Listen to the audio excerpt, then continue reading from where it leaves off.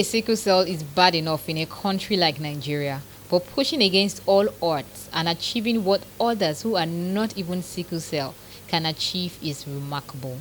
Someone who has broken the camel's back and set a record that not many in this lifetime can is Joy Omoni, who has been able to graduate with a first class from the prestigious University of Lagos.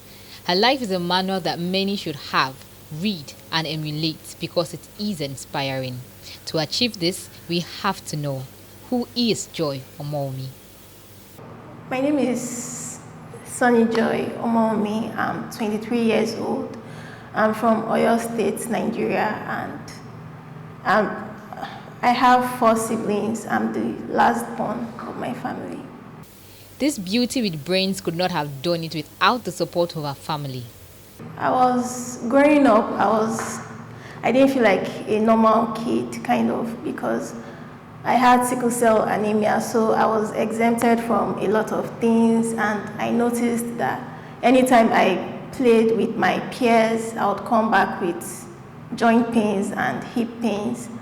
I stayed in the hospital most times, so I missed a lot of school sessions, and when I got back, it was just hard keeping up with my social life.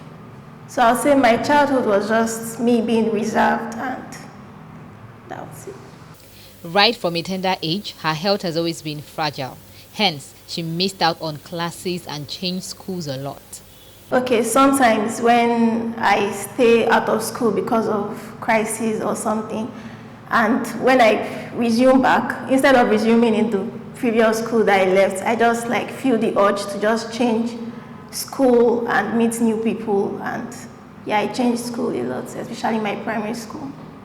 And I didn't want to skip classes, because when I returned to the old school, they would suggest that I go back to the classes I missed. So I just tried to change school, then I continued from there. Not really. I was kind of like a shy kid, so I didn't make much friends. Joy must be someone who is strong-willed, but was she always this strong-willed, or did she grow into being strong-willed? I grew into becoming, because sickle cell is like an unpredictable illness. Sometimes you could be fine, and sometimes you could be feeling the worst pain of your life. It just comes suddenly. So I feel like I just had to make up my mind to be a strong person, to always expect. Sometimes I just expect the worst, and if I make plans for an event or something, I just expect that I'll probably fall sick before this time. I try to take precautions. So I just feel like it's built me into being strong-willed and expecting worst case scenarios to happen.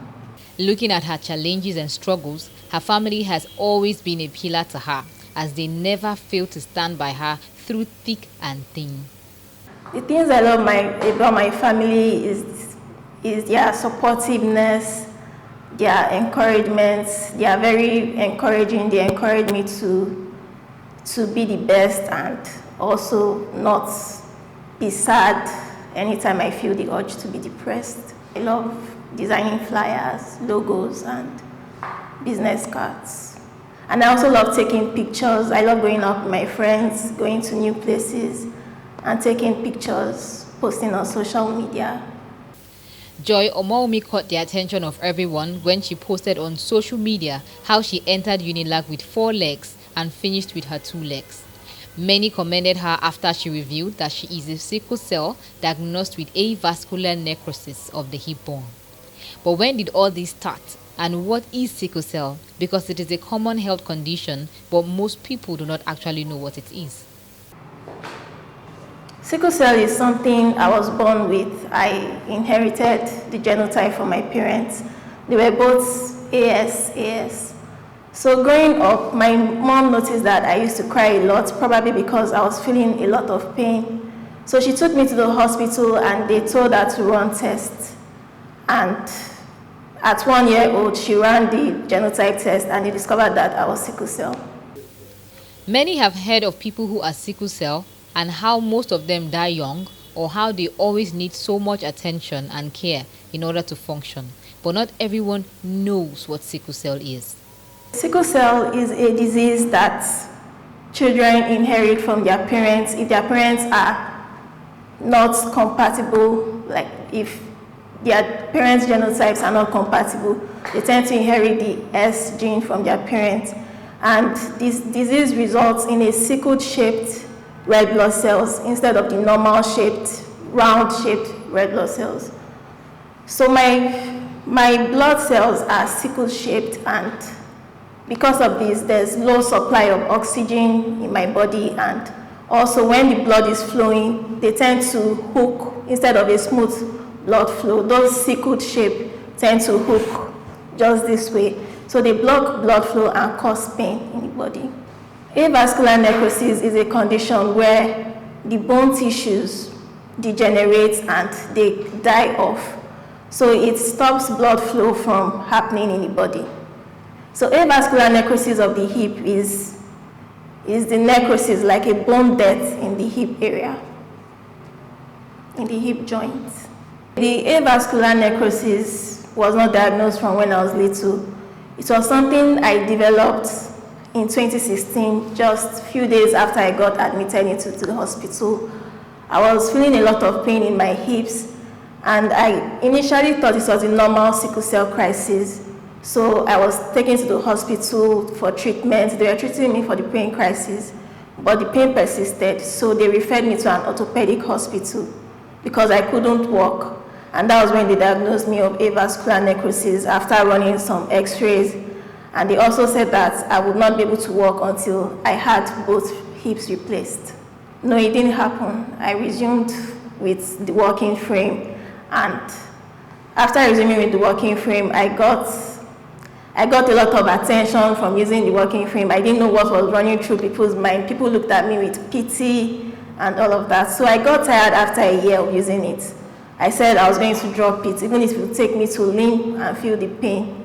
So I stopped using the walking frame, and I started working on my own. At first it was difficult because it took longer time to get to classes, and I was feeling a lot of pain. So I took painkillers a lot that period. But I discovered that after a while, my hips started to adapt to me working on my own, and I think my bones got stronger. So the pain gradually reduced, and I could walk like that. I still have it, but the pain doesn't come often anymore. It just comes once in a while, like as a reminder that I have avascular necrosis. To stay away from products that had iron, especially drugs like blood tonic that had iron in it. So I didn't take foods or drugs that had iron. Also, I was told to stay away from stressful activities like sports and anything that basically involved stress. Okay, there were times when, like church programs that would involve camping and going out, like camping for a few days with friends. I really wanted to participate in those kind of things, and I was stopped from doing that because of my health. And also, there were certain leadership roles in school that I was offered, but because of the stress associated with it, I had to drop it. And I had to reject the offers. Okay, the ones I like, the primary school I like the most, I would say Tomlad Primary, Nursery and Primary School. Then my secondary school, the one I liked the most was Lekki Peninsula College. Yes, my family would tell my teachers that, don't flog this girl, don't do this and don't do that. So I felt like I was giving this kind of treatment that I wasn't meant to be flogged or punished too much to the extreme. But my classmates didn't know about it. They would be wondering that why are they not flogging this girl, or why are they not punishing this girl? Sometimes it would lead to gossip and all of that, but they didn't understand why. So it was just my teachers that understood.